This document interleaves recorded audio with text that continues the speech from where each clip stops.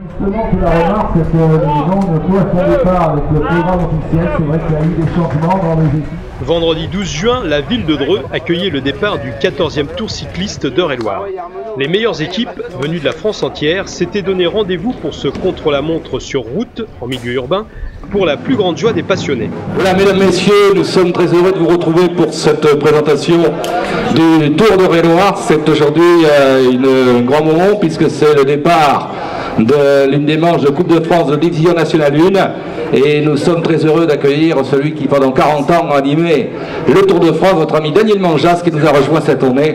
20 équipes composées de 7 coureurs de Division Nationale 1 étaient au départ de cette étape drouaise, un contre-la-montre individuel couru en plein centre-ville qui, cette année encore, a servi de support pour la deuxième année consécutive à la Coupe de France Look des clubs.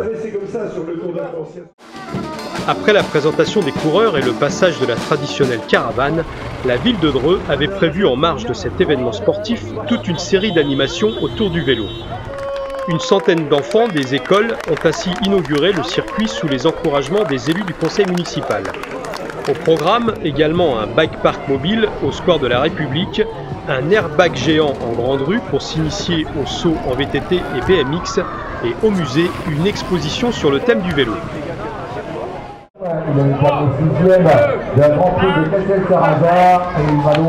La performance physique était au rendez-vous avec des pointes à près de 50 km/h. Accélération, virage serré et finish en côte sur le boulevard Louis Terrier, le circuit avait été étudié pour donner du spectacle jusqu'au bout.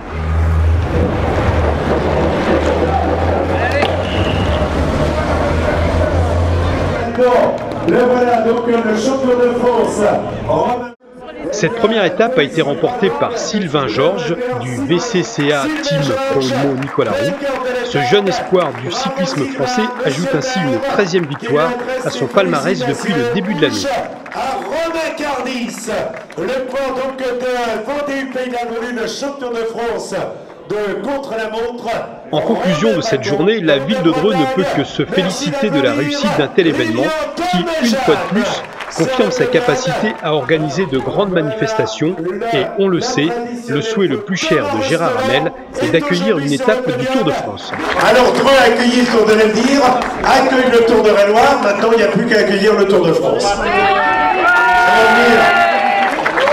Ça va venir, on a bon espoir. De toute façon, merci, je veux simplement remercier vraiment l'organisation Claude Montac de nous avoir fait confiance pour organiser ce départ du Tour d'Eure-et-Loir. C'était, nous a-t-on dit, véritable gageur, un véritable défi à relever que de faire cette première étape contre la montre dans le centre-ville. Pardon à tous ceux qu'on a pu déranger un petit peu pour cet après-midi, mais je crois qu'avec le temps, avec les spectateurs, avec cette ambiance extraordinaire, tout s'est bien déroulé et donc nous sommes vraiment ravis, heureux d'accueillir ce Tour d'Eure-et-Loir. C'est vrai que c'est un petit galop d'entraînement pour accueillir très prochainement, en tous les cas j'espère, le Tour de France. Voilà, il n'y a rien d'autre à ajouter, merci monsieur Hamel.